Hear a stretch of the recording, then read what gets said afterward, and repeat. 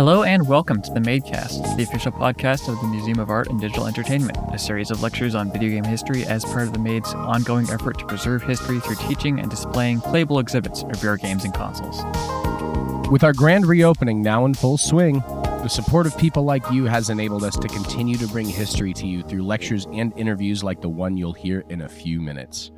I'm Red. I'm Miles. And I'm Chun. This week we'll be looking at the OG Donkey Kong, which is the arcade one. I guess no one doesn't know what it is, but we're still talking about something you may not know about it. But first, we're gonna talk about the news. It has been a very busy week for the gaming industry. Yes, with E3 now gone, or not off this year, a lot of the big game announcements have come announced via either specific companies or, in this big case, the Summer Games Fest was a large showcase for a lot of upcoming game titles. Which the first big news, we actually got some, like the first 15 or so minutes of Starfield and the gameplay. Mm-hmm. And it looks pretty dang impressive, I will say. I'm very excited to see Bethesda's next venture into the stars. Yeah, the game's about stars and space and traveling in space. Always amazing, very attractive. Yes, it's about stars and fields. Let's just hope they keep the promise and don't let us down when the game is finally out. I'll be actually having some interest on the game.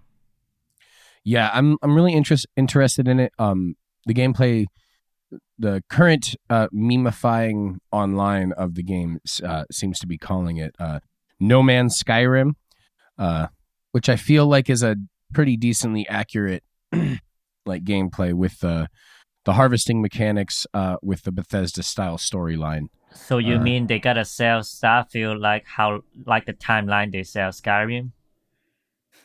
Maybe. I think it's not unreasonable. Feeling... They've put a lot of work into it. They're going to sell it as long as they can. Yeah. If it's anything like Skyrim, I'll happily play it in 10 years. Exactly. Yeah.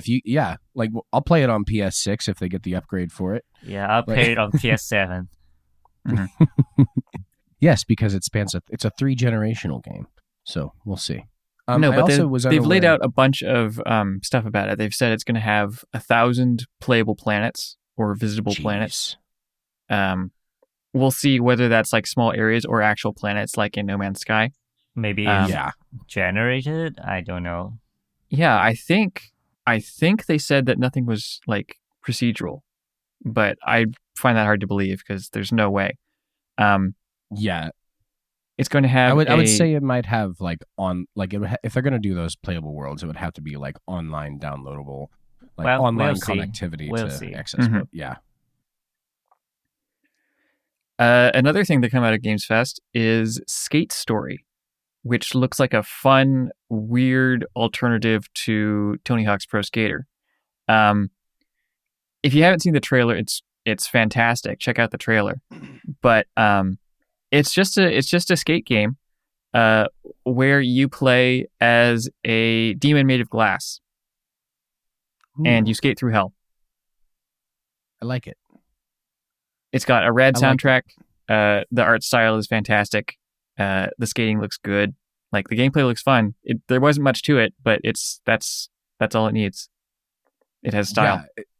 As long as any skate game has the flow of which you can skate a line, that's pretty much all you need to have a successful skate game. Mm-hmm. And plus, if you have a dark undertones of the story as like you're skating through hell, I think it's gonna be a good hit. Yeah, you're skating in hell. What more can you ask for it? Mm-hmm.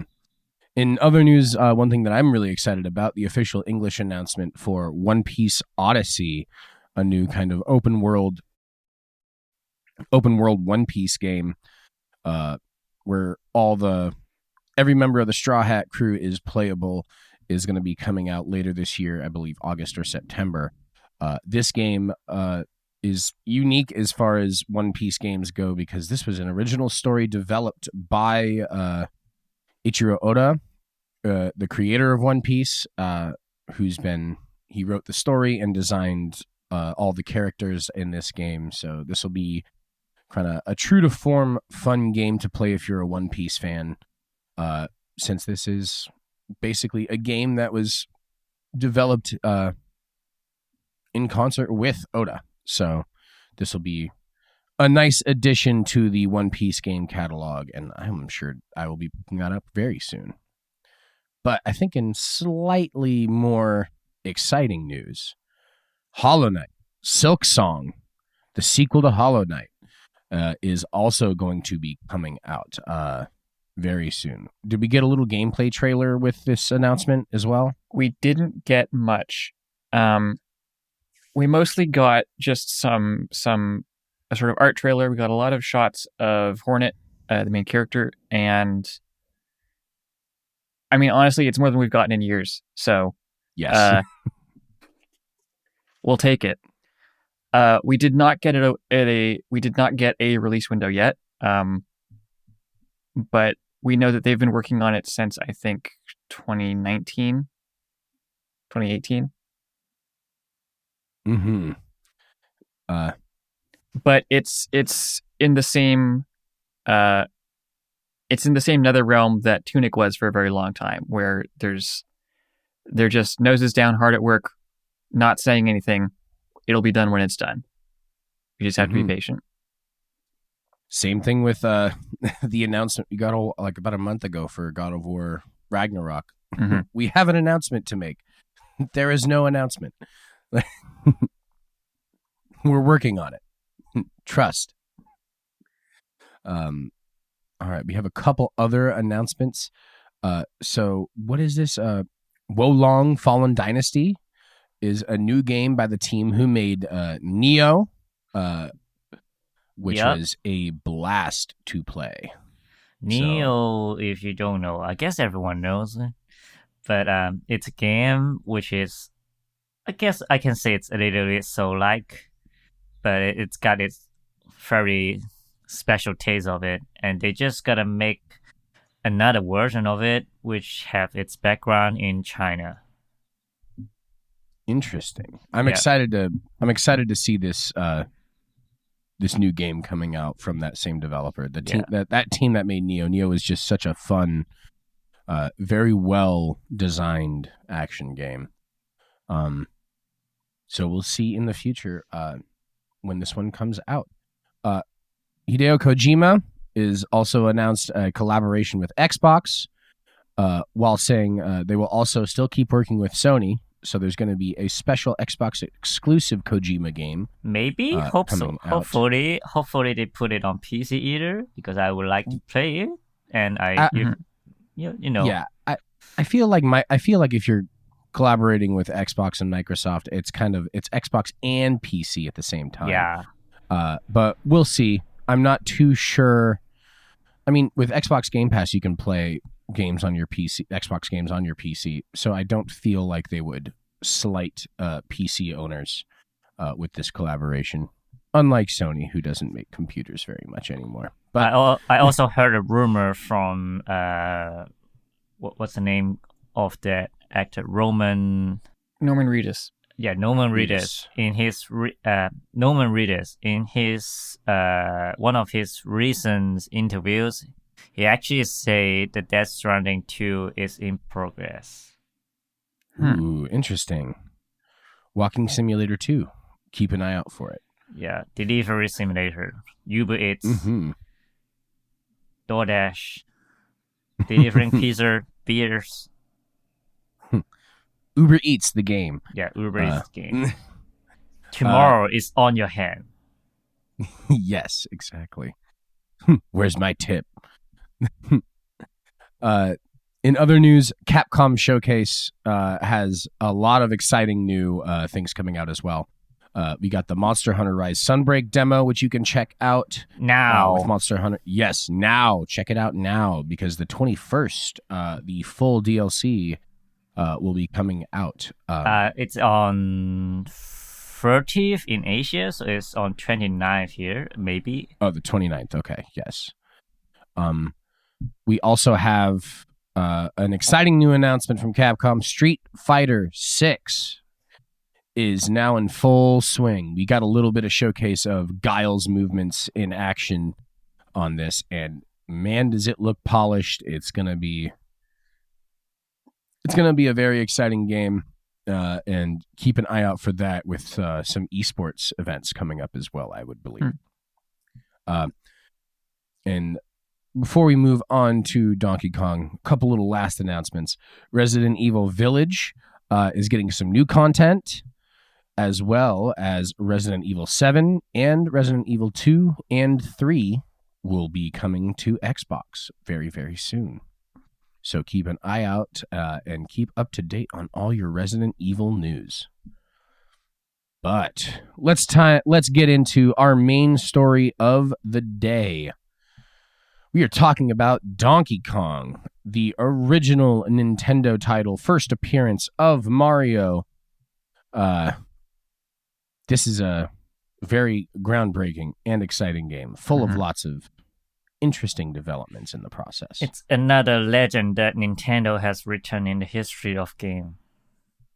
Yes, Nintendo always keeping their thumb on the history and mystique of early game development.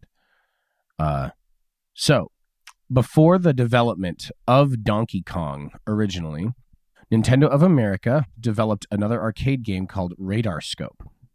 It was a 3D, at the time 3D, space shoot 'em up, something between Galaxian and Space Invaders.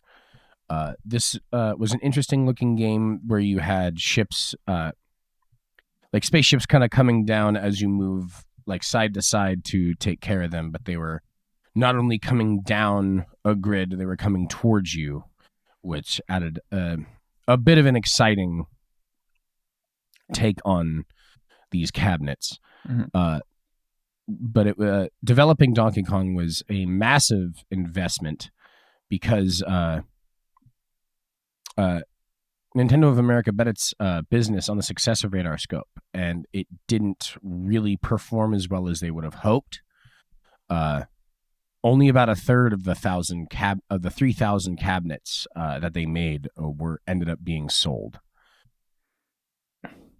So Nintendo of America ended up asking Nintendo for help on this project, and they assigned Shigeru Miyamoto to convert Radar Scope into something that would appeal to American audiences. And this ended up being his first lead developer role. So at the time, Nintendo was pursuing licensing rights to make Popeye games. Those eventually fell through, although I think they did make a Popeye game like a year or two later. But at the time, they didn't have them. So they fell back to turning the sort of basic archetypes of the characters into original IPs. So Shigeru Miyamoto borrowed heavily from that and Beauty and the Beast and King Kong. So Bluto, sort of the big bulky, I think he's like a pirate.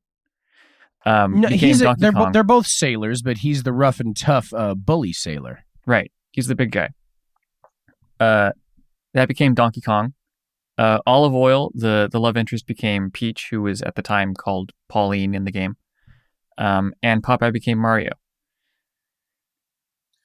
And it was interesting with this first instance of Mario. In this game, Mario was a carpenter, not a plumber at the time, which was kind of helped symbolize his use of the hammers to break the barrels, because that's what carpenters do. They just smash up wooden barrels with hammers.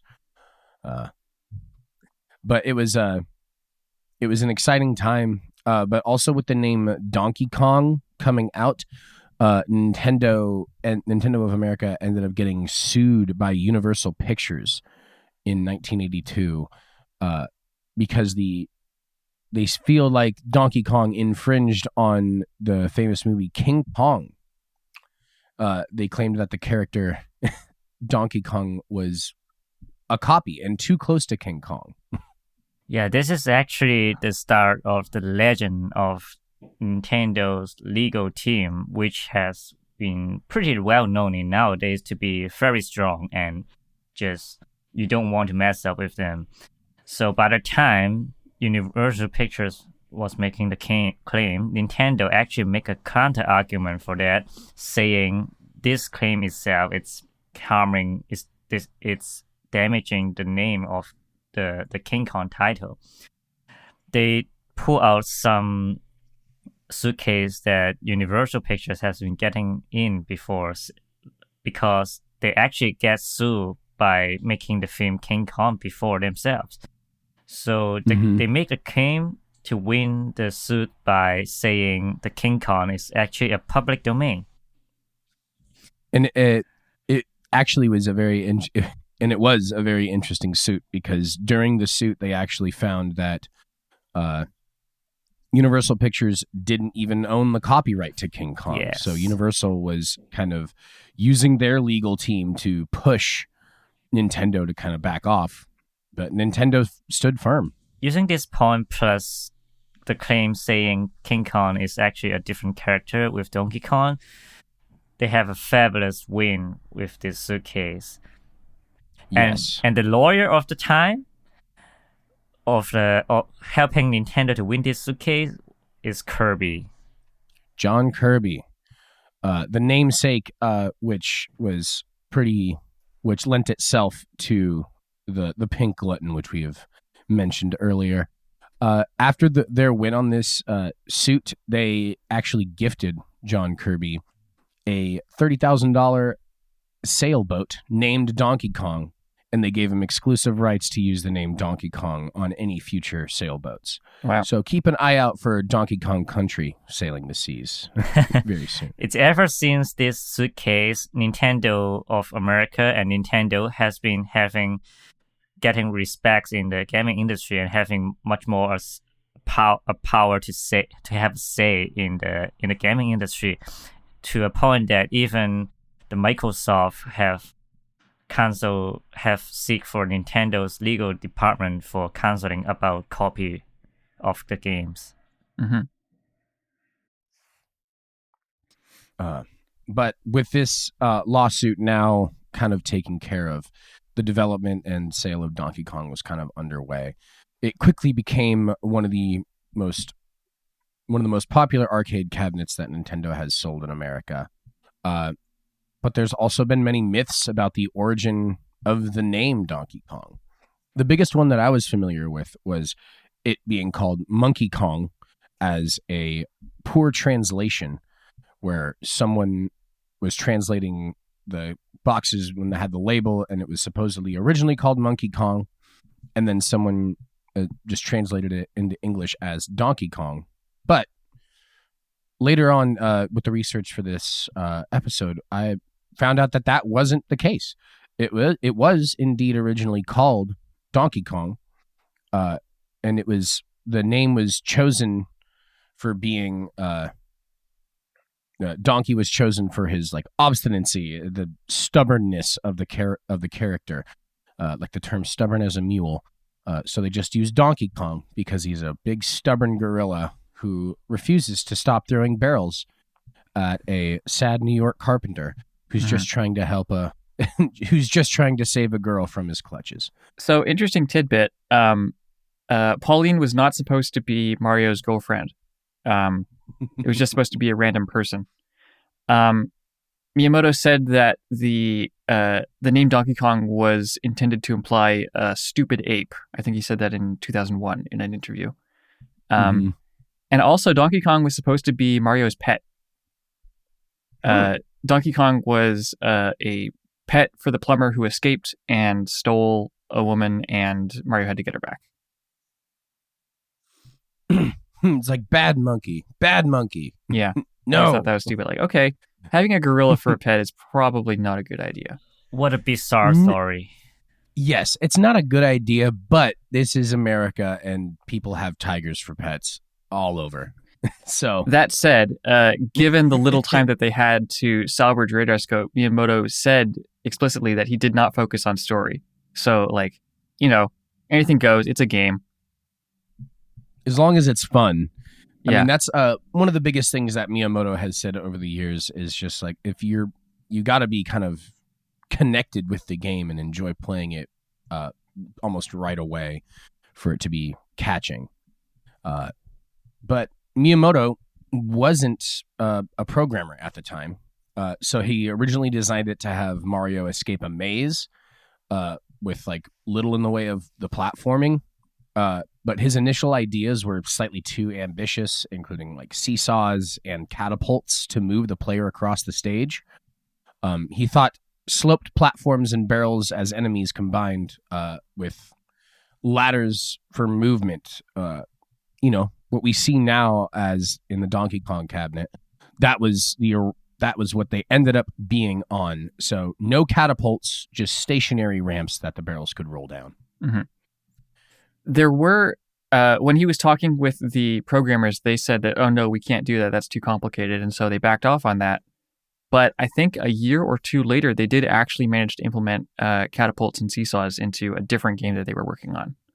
So the idea eventually happened. It was just a bit late for this project. In the end, they developed about 20 kilobytes of new content, including sprites, music, a simple soundtrack, and the conversion kits were shipped over to Nintendo of America to put into the machines that they already had there, to turn them from Radarscope into Donkey Kong. This include marquees and overlays and motherboards, CPUs, power supplies. So essentially, you could take the Radarscope cabinet, get the new stickers, and rebrand it as Donkey Kong, and then just put in the new board, right? Mm-hmm. They actually even trimmed down the circuit boards a bit to cut down on cost, because the circuit boards that Radarscope used didn't need to exist in that capacity for Donkey Kong. Like, they could use less. So when they were transferring over the new boards for the new game, they just cut them down to make them smaller because they didn't need it. Also, there was also two versions of the Donkey Kong arcade. We call it try version and the get version. And the way to tell which is by looking at the message when the stage just starts. So the try version will start with how high can you try, when the get version will start with how high can you get. So the difference between two versions is the try version has a bug in it which allows the players to walk 25 meters. And in the get version is when they fix the bug. And the get version also become the base of the version which later sold to the North America. Mm-hmm. Donkey Kong has had a lifelong continuing presence in the game industry. I mean, the fact there was even a movie made about trying to beat the the relentless high score of Donkey Kong, called The King of Kong, which is a classic video game history movie. Highly recommend everybody checking that one out if you want to see how dedicated some of these players are to getting these high scores on these cabinets. We had one of the big things about that game was, I believe it was level 22, or the kill screen, which is essentially a bug where if you get too far in the game starts to glitch out and essentially makes the platforming impossible to traverse. They didn't expect people to get that far in the game. So there's certain aspects of the game where you're trying to manipulate the area, get high enough points to get extra lives. Similar to some of the other older games like Defender, where there's like a trick to essentially stay in one place and get a bunch of lives, and then if you're doing like a marathon gaming on the cabinet, give yourself enough time to take a quick nap and just continuously die. Calculate how many times how much time each life will cost you in order to rest up and continue the play. But The King of Kong is a incredible movie, and this game is still very, very popular to this day. Do we have a copy of that in in our... We do not have the cabinet, but we definitely have the original NES version available at the museum to come try out and get your hands on, see how far you can get. I'm unaware, I don't believe that the NES version had the same kill screen as the cabinet version did, but it was still a very popular game, and it still has its hold on everything. I mean, we've seen there was like Donkey Kong, I believe there was Donkey Kong 2 and Donkey Kong 3 eventually became released. And then there was a break until we saw Donkey Kong Country on the Nintendo 64. Days. Yes, in the very rare days. But Donkey Kong, as the original character became older, my favorite thing about this is he was later known as Cranky Kong, to showcase how old he is with his gray-white beard and glasses and very powerful old man whacking stick, also known as a cane. But Donkey Kong has had a very long history in the games industry, and its continuing presence today, as we see in many of other Nintendo titles to date. Probably its biggest mark on society is the invention of Mario. Pretty much. And later on, as the as the development of Mario and like the expansion of his character came to be, well, when the original Super Mario Brothers cabinet, or when the Mario Brothers, not Super yet, just Mario Brothers, they gave him a brother, named him Luigi, and then they also made him into a plumber, so he changed professions in order to prevent turtles from escaping these pipes. But that's the history on the original Donkey Kong. We have a little bit, like, the original Donkey Kong definitely became, it's a mythical, very mythical game in the history of video games and arcades. So as we wrap up this episode of the Madecast, what have y'all been playing? I guess you already know what I have been playing. The Sunbreak demo. Yeah. How has that been? I'm surprised to see some old monster coming back, and which is amazing. They change the texture of it. They look beautiful now. They're just a beautiful beast. And then they also bring back some old maps and we work on it, which is another thing I'm feeling very surprised of that and very happy, very welcome. I'm excited. I'm very excited to pick it up too. Yeah. Yeah, I'm just trying to beat the hardest difficulty quest in the demo for now, because the tradition is they would tune it very up, so it's become very difficult, even more difficult than the real version of it. So as long as I beat it, there'll be no problem I can beat it in the real version. Exactly.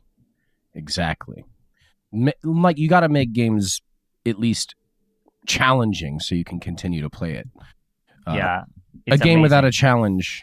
Yeah, a game without a challenge is, it's just something to kind of occupy your time. It doesn't doesn't give you any like extra stimulation. Yeah, I've been playing still been playing Kirby to this day, trying to 100% it. I'm getting relatively close. That's just doing the menial time-based goals for each of the little challenge worlds.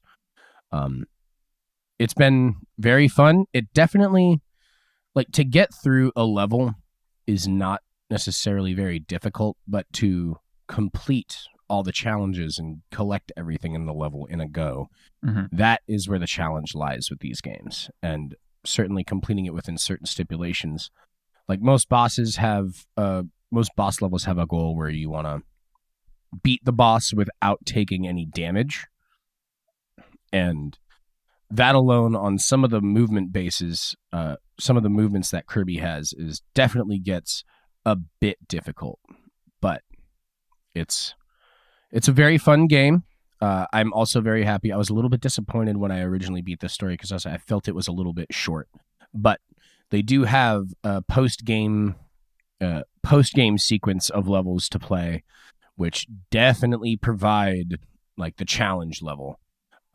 That if you've been searching for something a little bit more difficult to get to, they essentially put like a dream world of the previous levels that you get to, and you have to play through all of them in a single go while collecting new secret items throughout each section. Highly recommend it. This reinvention of Kirby is definitely a really, really fun advancement for Kirby. I'm really excited to see where Kirby goes from here. What about you, Miles? I stepped into the fighting game scene and bought Guilty Gear on sale a couple days ago. Yeah, Strive.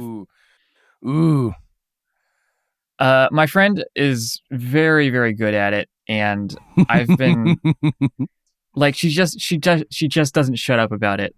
Robin, I love you, but like, you got to chill. It's fun.